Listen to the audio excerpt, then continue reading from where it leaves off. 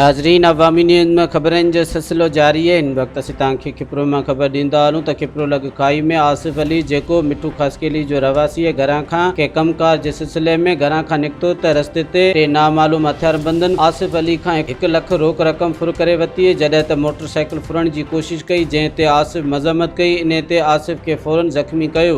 आसिफ जंहिं रड़ियूं कयूं त पासे जे ॻोठाणा पहुची आहे, जंहिं ते फौरू फरार थियण में कामयाब थी आहे। अहिड़ो इतला खाई थाणे ते ॾिनो वियो आहे। पुलिस टिनि नामालूम जवाबदारनि के खिलाफ एनसी दाख़िल करे छॾी ऐं जांच शुरू करे छॾी है।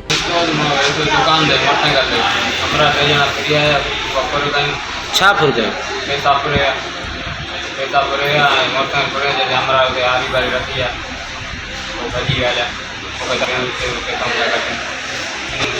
घणा पैसा खणी आया?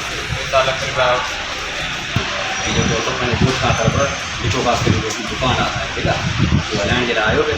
बीच में जेको द्वारे किसान माण्हू ज़्यादा मुंहिंजे बुक बदल वग़ैरह हिनखे थी आया ऐं हिनखे जेको पुल जी कोशिशि कयूं, मज़म्मत कई, हुनखे बेहोश थी वियो। जेल में जेके आहे पैसा लख रुपया जे क़रीब आहे उहे कढी विया, बाक़ी माण्हुनि जे अचण करे गाॾी छॾे भॼी विया। असां खाई थाणे ते एनसी दाख़िल कराई आहे ऐं अमरावती सुञापण में थी आहे, इन लाइ असां नाला ॾेई छॾिया हुते। अञा ताईं पुलिस का गिरफ़्तारी कराई। मज़ीद खबरों और तफसीलात के लिए विजिट करें हमारी वेबसाइट www.awamiNewsHD.com।